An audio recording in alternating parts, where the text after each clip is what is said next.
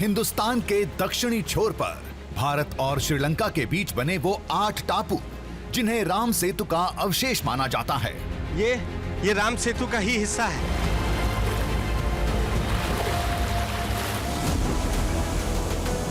हिंद महासागर के मध्य में रेत से बना एक विशाल चरण चिन्ह। पुराणों के मुताबिक जो श्री राम का माना जाता है। ये पूरा टापू चरण के आकार का है। वाकई विश्वास नहीं हो रहा है। ये हो कैसे सकता है?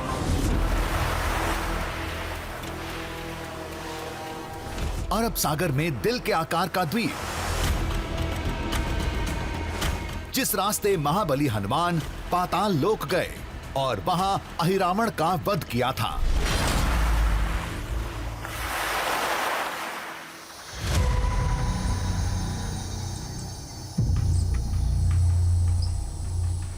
आधुनिक कर्नाटक में पौराणिक किष्किंधा नगरी के साक्ष्य,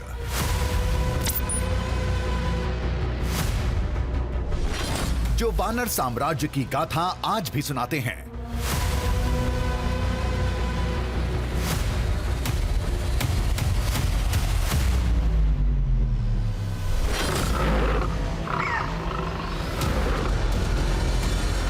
खूंखार बाघों से भरा मध्य प्रदेश का बांधवगढ़ जंगल, जिसके सबसे घने इलाके में है लक्ष्मण किला, जहां से लंका पर निगाह रखी जाती थी।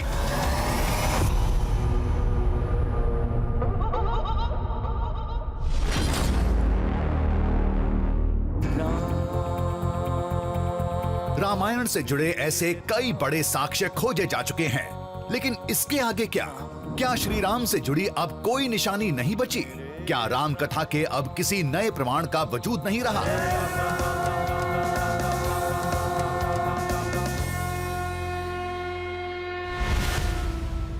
तब छत्तीसगढ़ में सुकमा के दूर दराज इलाकों में रहने वाले आदिवासियों ने हमसे संपर्क किया।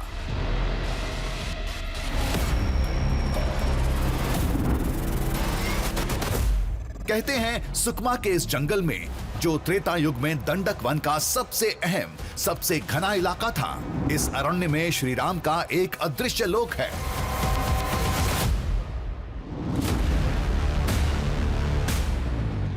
उस अदृश्य लोक में रामायण की ऐसी कई निशानियां हैं जिन्हें देखना तो दूर, बाहरी दुनिया को उनका नाम तक नहीं पता।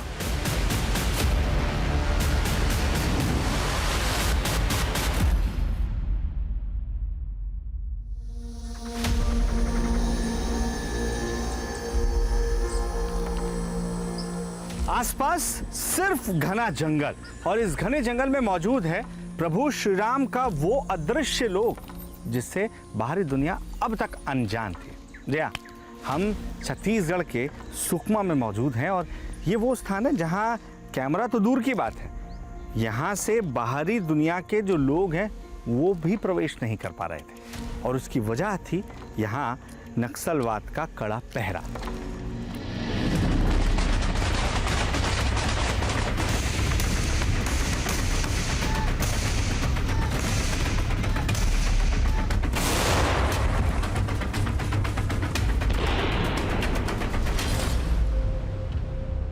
जब सुरक्षा बलों की कड़ी कार्रवाई के बाद छत्तीसगढ़ के इस इलाके से लाल आतंक का सफाया हुआ, तब श्री राम का वो अदृश्य लोक दुनिया के लिए प्रकट हुआ।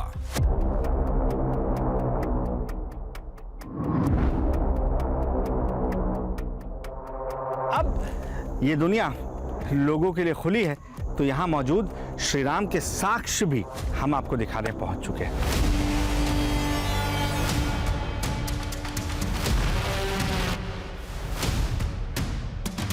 लोगों का तो ये भी दावा है कि यहाँ हर कदम पर अपने आप परत दर परत किस्से कहानियाँ खुलती जाती हैं, और प्रभु श्री राम से जुड़े जो साक्ष्य हैं वो आपको कदम कदम पर नजर आते हैं।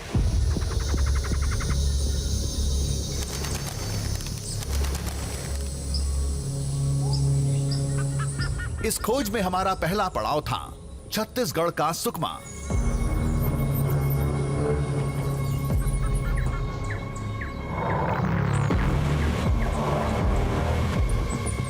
कभी एक समय था, नक्सलियों के डर से लोग इधर आने से कतराते थे। सुरक्षा बलों की हिम्मत ने उन साक्ष्यों के मार्ग अब खोल दिए हैं।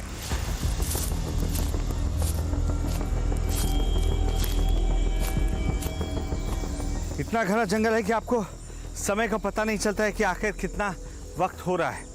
हालांकि ये जंगल जिन इलाकों से होकर गुजरता है वहाँ अलग अलग भाषाएं आपको सुनने को मिलती हैं। यहाँ दोरली है, हल्बी है, गोंडी है, और गोंडी बहुत बड़े इलाके में बोली जाती है। शायद यही वजह है कि जो रामायण का हिस्सा यहाँ सुनने को मिलता है वो गोंडी रामायण प्रमुख है। ये वाल्मीकि रामायण से थोड़ी इतर है। इसमें कई ऐसे प्रसंग हैं जो वाल्मीकि रामायण का हिस्सा नहीं है, कंब रामायण का हिस्सा नहीं है। और गोंडी रामायण में उन जगहों का भी वर्णन है जो इस जंगल में पाई जाते हैं।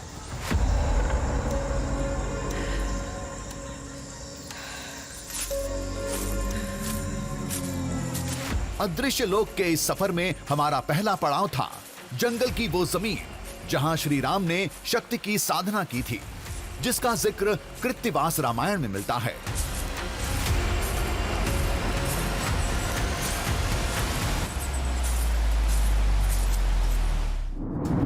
पूरी दुनिया में 300 से ज्यादा तरह के रामायण ग्रंथ हैं। इनमें से एक है बांग्ला में लिखी कृत्तिवास रामायण, जिसके मुताबिक जब श्री राम, सीता और लक्ष्मण वनवास के दौरान दंडकारण्य जंगल में थे, तब नारद मुनि ने श्री राम को देवी की पूजा करने की सलाह दी थी।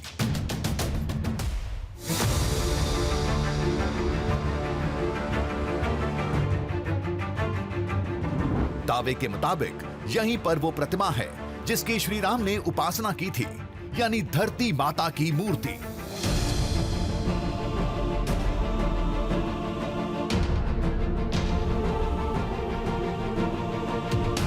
इस मंदिर का नाम रामा रामन चिटमिट्टीन अम्मा देवी मंदिर है।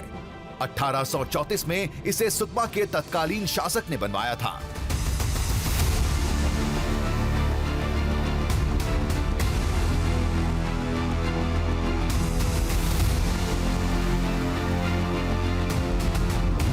मंदिर के गर्भगृह में देवी की प्रतिमा शिला के रूप में स्थापित थी।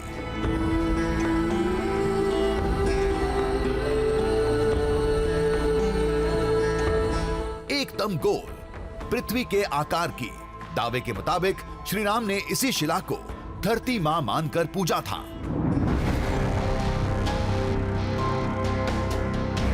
इन्हें भूदेवी का रूप माना गया है। अब आप इनका आकार जब देखेंगे तो जैसे हमारी पृथ्वी गोल आपको नजर आती है, बिल्कुल उसी तरीके से ये शिला आज से नहीं, सैकड़ों और कुछ लोगों का मानना है हजारों वर्ष से यहाँ इसी तरीके से स्थापित है, जिनकी पूजा अर्चना लंबे समय से आदिवासी समाज के लोग करते आ रहे हैं। और अब ये स्थान बाहरी दुनिया के लोगों के लिए खुल रहा है, यानी ये दृश्य पहली बार आप भी देख रहे हैं।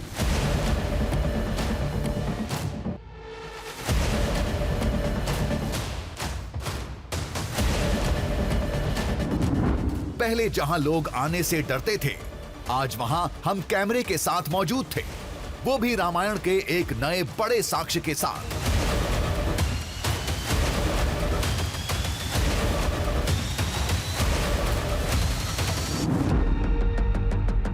यहां आदिवासियों के जीवन का हर पहलू राम से जुड़ा है।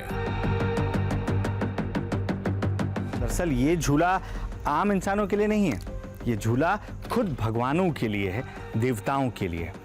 यहाँ 600 साल से एक परंपरा चली आ रही है कि रामा रामन मंदिर के पास एक मेला लगता है, और इस मेले में आम लोग तो शामिल होते ही हैं, लेकिन आसपास के जो तमाम ग्राम देवता हैं, कुल देवता हैं, ऐसे देवताओं का भी यहाँ जमावड़ा होता है, ये माना जाता है। और उन्हीं देवताओं को इस झूले में बिठाकर झुलाने की परंपरा चली आ रही है, और माना जाता है कि अगर वो प्रसन्न हो गए तो आपके गांव में रहने वाले हर व्यक्ति के घर प्रसन्नता आएगी।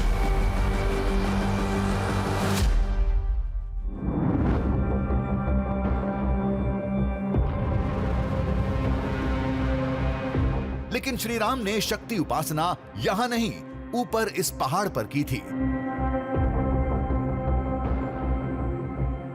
नीचे का यह मंदिर 1834 में बना था, लेकिन ऊपर वाले मंदिर का इतिहास करीब 700 साल पुराना था।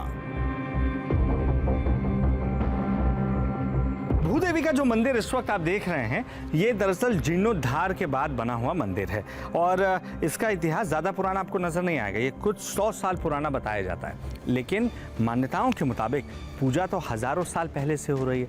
यानी प्रभु श्री राम जब यहाँ आए, उन्होंने भूदेवी की पूजा की, उसके बाद से पूजा अर्चना हो रही है। और ये पूजा अगर इस स्थान पर नहीं होती थी तो कहाँ होती थी? इस सवाल का जवाब पास मौजूद पहाड़ों पर छिपा हुआ है। मान्यताओं के मुताबिक देवी उसी स्थान पर पहले विराज रही थी, फिर उसके बाद वो यहाँ कैसे आई, इसके पीछे भी एक कहानी है।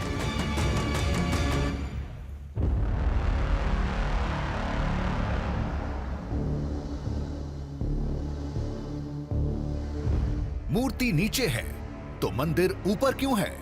इसे लेकर 100 साल पुरानी एक कथा सुनाई जाती है।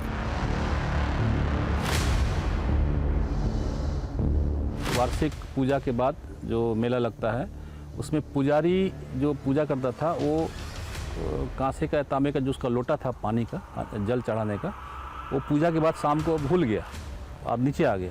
उसके बाद जब उसको याद आया पुजारी को, वापस लोटा लेने गया ऊपर, तो देवी का भोग लेने का समय रहता है वो एकांत में, तो अचानक से चले गया तो देवी गुस्सा हो गई और उसने लोटे को लात मार दिया और बोला कि लोटा मेरा जहाँ पर नीचे गिरेगा वहीं पर तुम मेरा मंदिर बनाना।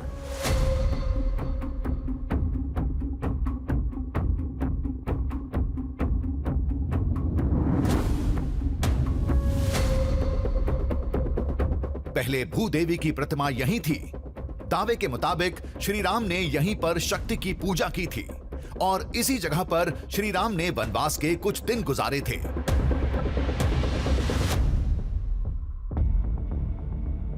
ये शिला देखिए, ये शिला अपने आप में बहुत कुछ कहती हुई आपको नजर आ रही है।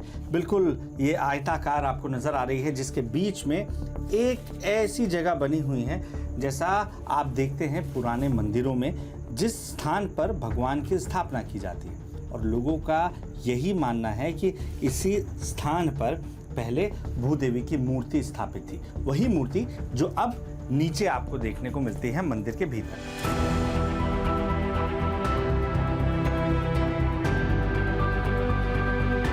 ये जगह कितनी अहम है, इसका अंदाजा इसी बात से लगाया जा सकता है। मान्यता के मुताबिक श्री राम को यहाँ पूजा करने के बाद जो शक्ति हासिल हुई थी, वो रावण वध में इस्तेमाल हुई थी, क्योंकि पूजा के वक्त मां सीता साथ थी।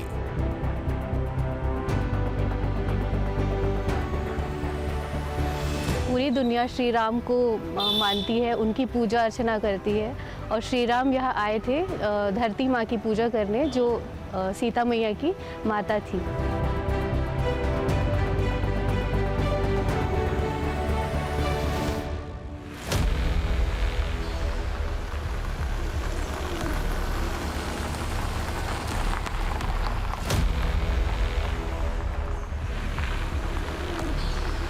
रामायण के इस अदृश्य लोक में अगला पड़ाव था वो राम मंदिर, जिसका वनवास 21 साल बाद खत्म हुआ था।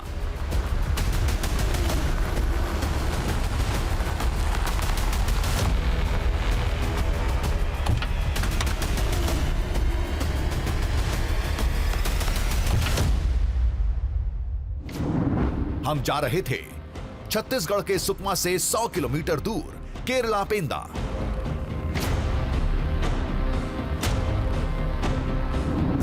राम के इस मंदिर पर 2003 में नक्सलियों ने ताला लगाया था। जब वो यहां से भाग गए, तब 2023 में इस धाम को फिर से खोल दिया गया।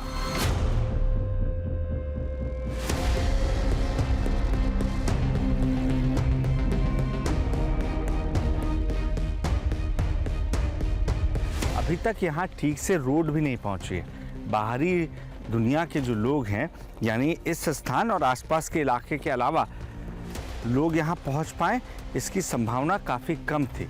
और आज से कुछ महीने पहले तक यही स्थिति यहाँ बनी हुई थी। और यही वजह है कि ये जो मंदिर है, जिसे केरला पेंदा राम मंदिर कहा जाता है, ये भी 2003 से बंद पड़ा हुआ था।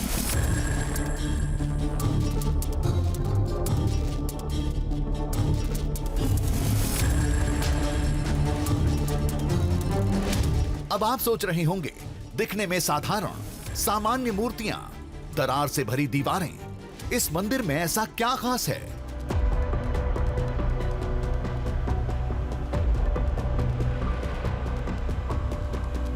खास है इसका लोकेशन। चारों तरफ दंडकारण्य जंगल, रामायण से जुड़े साक्ष्य। ऐसे में इस मंदिर को यहीं क्यों बनाया गया, जबकि मौजूदा ढांचा बनाने में कड़ी मशक्कत करनी पड़ी थी? तो ये मंदिर कौन बनवाया भैया, इसके बारे में कोई जानकारी है आपको? नहीं, उतना जानकारी नहीं है। बनाया मतलब बनाने के लिए वही बोला है, गांव वाले बनाया। ईटा पे गांव वाले हैं, और गिट्टी फोड़े और फिर रेती लाए, पिरामिड तो वो के लाया तो कैनपली से। अच्छा, उतने 80 किलोमीटर है ना जी, वहाँ से उठा कर लाए। उठा के लाया। वहाँ पर गाड़ी, इधर गाड़ी नहीं आ पा रहा था उस समय, वहाँ गाड़ी ने फेंक दिया तो वहाँ से उठा के बो के लाया।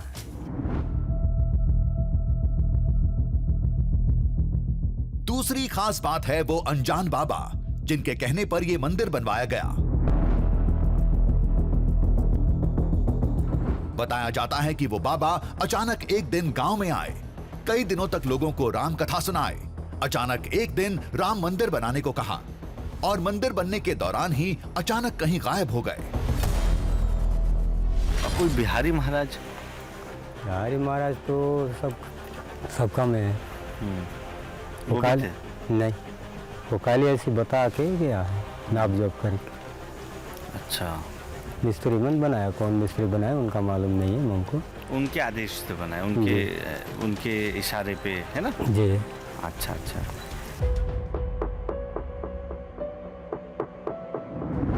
बताया जाता है कि पहले अयोध्या से कुछ लोग हर साल यहां आया करते थे। स्थानीय लोगों को वजह नहीं पता, लेकिन वो अयोध्या वासी बहुत गहरी आस्था के साथ पूजा करते थे। ये वही क्षेत्र हैं जहां से प्रभु श्री राम वनवास के दरमियान गुजरे थे, और इस मंदिर की मान्यता इतनी बताई जाती है कि अयोध्या से मेले में शामिल होने के लिए लोग हमेशा आते थे। लेकिन जैसे जैसे नक्सलवाद का प्रभाव इस क्षेत्र में बढ़ता गया, उसके बाद इस मंदिर में 2003 में नक्सलियों के द्वारा ताला लगा दिया गया, और गांव के लोग चाहकर भी इस मंदिर में पूजा अर्चना के लिए दाखिल नहीं हो पाते थे। ये सिलसिला 1-2 साल नहीं, 21 साल तक चला।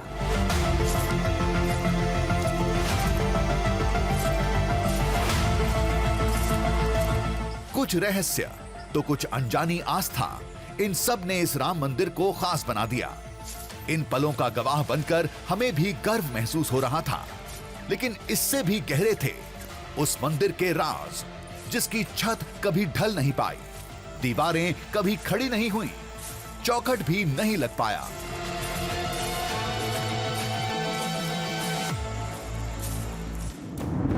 अगला पड़ाव था छत्तीसगढ़ में केरला पेंदा से 95 किलोमीटर दूर इंजेराम।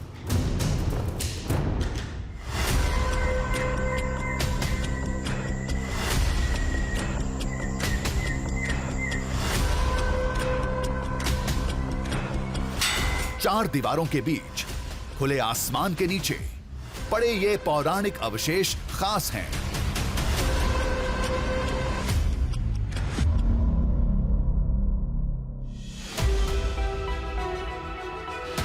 ये जमीन पिछले कई सालों से ऐसे अवशेष उगल रही है। यहां से जुड़ी मान्यता कहती है श्री राम ने यहां पर शिव साधना की थी।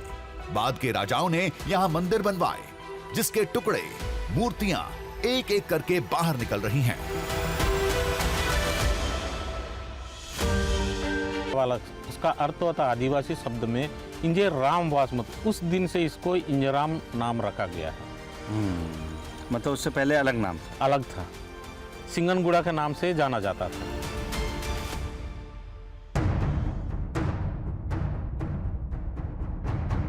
इस जुड़ाव की वजह है चार दीवारी के बीच बिखरे ये अवशेष। माना जाता है कि राम ने इसी जगह बैठकर शिव साधना की थी।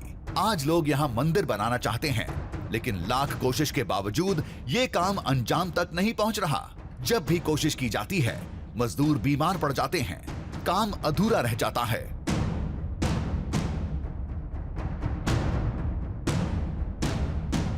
खुले आसमान के नीचे तमाम मूर्तियां हजारों साल से ऐसी पड़ी हुई हैं। इसमें ब्रह्मा विष्णु महेश हैं, सतबहिनी हैं, शीतला माँ हैं, दुर्गा माँ हैं, नंदी बाबा हैं, गणेश जी हैं। तो सवाल उठता है कि क्या यहाँ पर कभी मंदिर बनाने की कोशिश नहीं की गई?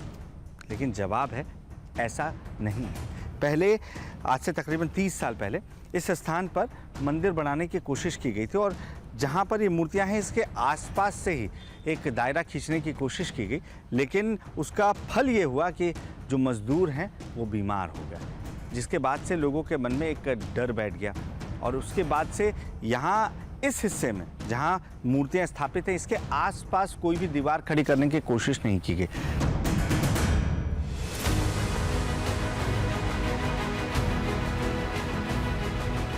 उसके बाद से फिर छोड़ दिए हम लोग ने। फिर हम लोग शासन को लिखा पढ़ी करके फिर बाउंड्री दूर से बनाए हम लोग। उस दिन से ठीक है। अच्छा, दूर से बनाने पे ठीक है। ठीक है। अब हम लोग शासन से भी ये विनती करते हैं कि बगल में मंदिर बन जाए। मूर्ति तो रहेगा, मंदिर राम भगवान के नाम से मंदिर और बन जाए तो और अच्छा रहेगा बोलता मुझसे। लोग यही मानते हैं कि भगवान राम ने खुले आसमान के नीचे शिव साधना की थी, इसलिए यहाँ छत नहीं ढल पाती। फिलहाल तो ये मान्यता सच के काफी करीब दिख रही थी।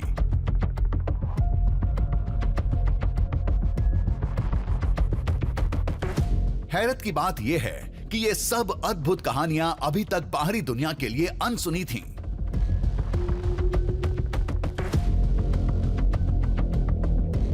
ये शबरी वन था। दावे के मुताबिक शबरी यहीं से अपने प्रभु के लिए बेर चुना करती थीं।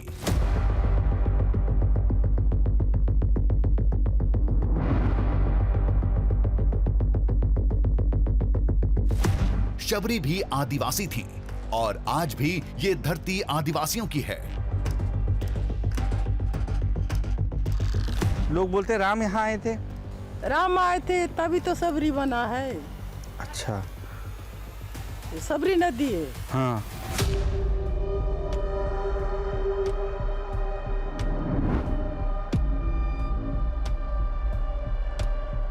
राम को जो माता खिलाता है ना, झूठा वाला। हाँ, जूठा बेर। बेर।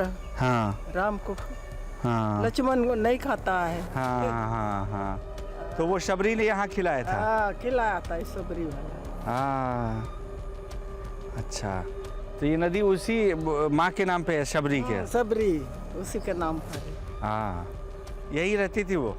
यही इधर से पार होके जा रहे थे। हाँ, बोलते हैं पार होके जा रहे थे।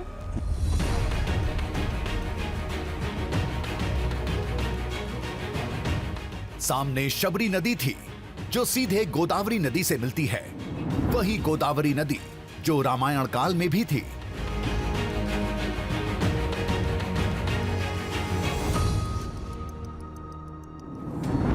अब इस सफर में छत्तीसगढ़ के सुकमा के बाद हमारा अगला पड़ाव था तेलंगाना का भद्राचलम।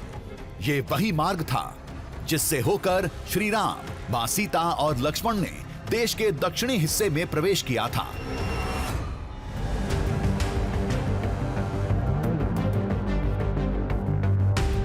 तेलंगाना के भद्राचलम में कदम रखते ही हमारा रुख उस जगह की ओर था जहां सीता हरण से पहले श्री राम और सीता कुछ दिन साथ रहे थे।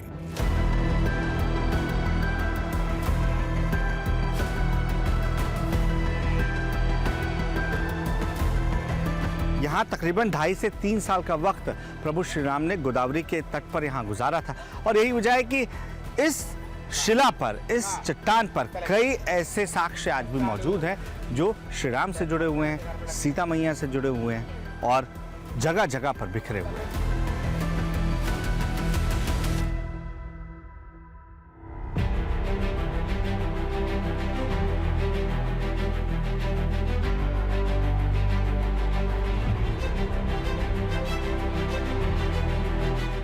दरअसल ये एक बहुत बड़ी चट्टान थी। यहाँ शिला के रूप में आज भी कई साक्ष्य मौजूद हैं। दावे के मुताबिक जो सीधे श्री राम से नाता रखते हैं।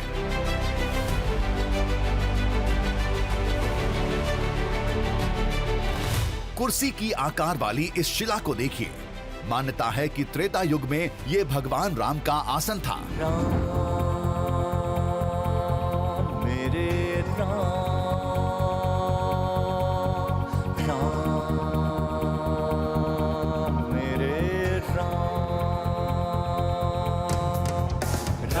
कुर्सी के नीचे उनके चरणों के निशान आज भी दिखते हैं।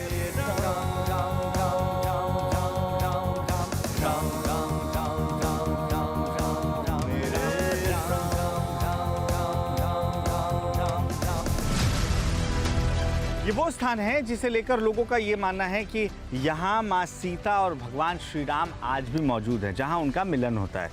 मिलन किस रूप में होता है? आप देखिए, ये जो नदी बह रही है इसे सीता नदी कहा जाता है, क्योंकि इस नदी का उद्गम उस वक्त हुआ था जब भगवान लक्ष्मण ने बाण मारा और एक पत्थर से नदी की धारा फूटी, जिसका पानी माँ सीता स्नान के लिए इस्तेमाल में करती थी।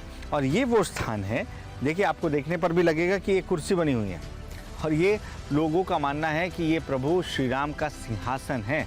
वो इस स्थान पर विराजमान होते थे, जिनके पैरों के निशान इसके ठीक नीचे आज भी देखने को मिलते हैं। और यही वजह है कि लोगों का ये विश्वास है कि यहाँ पर माँ सीता नदी के रूप में है, भगवान श्री राम अपने पद चिन्ह और अपने सिंहासन के रूप में है, यानी यहाँ दोनों हमेशा साथ ही रहते हैं।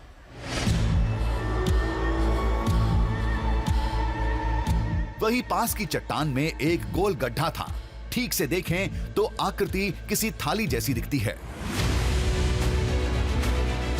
मान्यता है कि उस समय ये श्री राम और मां सीता की थाली थी, जिसमें रखकर वो फल खाया करते थे। यहाँ पे राम जी सीता जी दोनों बैठ के फल खाते थे। अच्छा, पत्थर का थाली बोलते इसको। 5 दिन यहाँ जंगल में कुछ अपने जैसा प्लेट नहीं था, तो ये पत्थर पे बना के वो फल खाते थे। वहाँ पे एक पत्थर का पहाड़ रहेगा, जो झंडा दिख रहा है ना, वो पास वहाँ जाके पब्लिक मनाते हैं ना, जो लेफ्ट हैंड से 3 पत्थर फेंक के जाते हैं। क्या बोलने से सीता जी राम जी को जो आया कष्ट किसी को नहीं।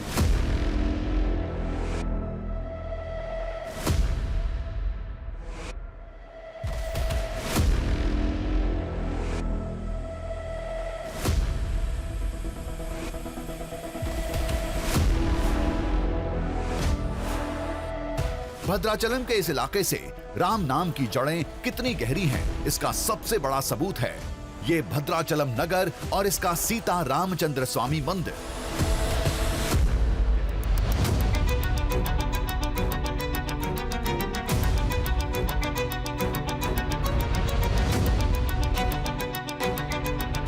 सबसे खास है इसके गर्भगृह में रखी भगवान राम की अलौकिक प्रतिमा। दावे के मुताबिक जो एक श्री राम भक्त आदिवासी महिला दमक्का को 400 साल पहले दीमकों के बाम्बी से मिली थी।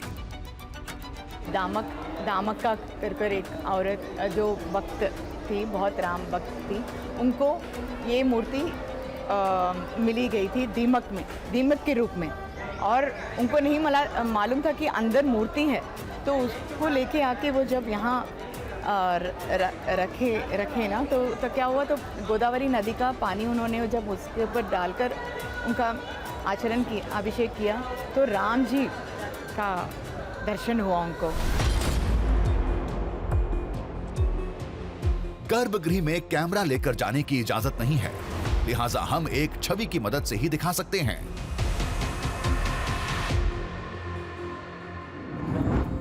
दावे के मुताबिक श्री राम और सीता की यही वो प्रतिमा थी जो 400 साल पहले दीमकों के बाम्बी से मिली थी।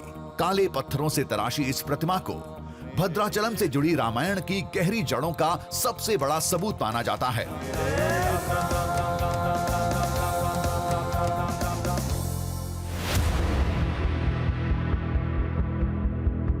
आज भी मंदिर परिसर में वो कोना मौजूद है जहां राम भक्त दमक्का को वो मूर्ति मिली थी।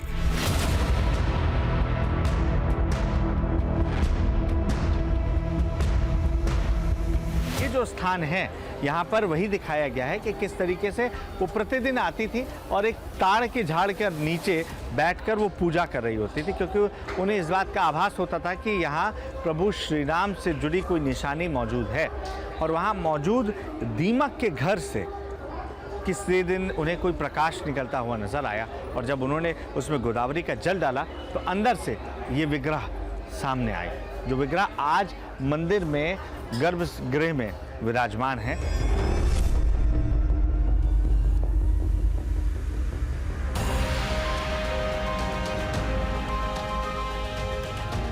मध्य प्रदेश हो या छत्तीसगढ़, तेलंगाना हो या आंध्र प्रदेश, बात जब रामायण की निशानियों की होती है तो लोगों को साक्ष्यों की जरूरत नहीं महसूस होती, क्योंकि इन्हें सहेजने वाला कोई और नहीं, खुद कुदरत है और कुदरत को कोई चुनौती नहीं दे सकता।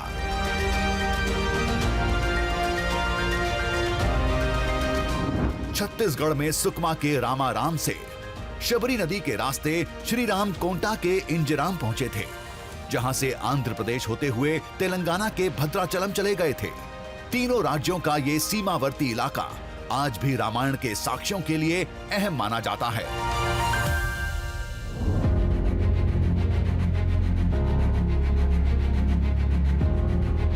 सुकमा क्षेत्र को अगर 50 से 75 किलोमीटर के रेडियस पे ले लें, जिसमें उड़ीसा का मलकानगिरी जिला भी आता है और इधर सीमावर्ती तेलंगाना के भी जिले के कुछ हिस्से और आंध्र प्रदेश का भी कुछ चिंतूर वाला इलाका आता है, जो कि सुकमा रियासत का एक हिस्सा था एक समय में 14वीं शताब्दी के बाद। और उसके पहले का भी देख लें तो यहाँ की जो जनजाति समाज है, मूल समाज है, वो यहाँ माई माटी मतलब माटी के पुजारी हैं, मतलब मट्टी को पूजते हैं, मतलब भू देवी को पूजते हैं। ये एक बहुत ही ज़बरदस्त मैचिंग है।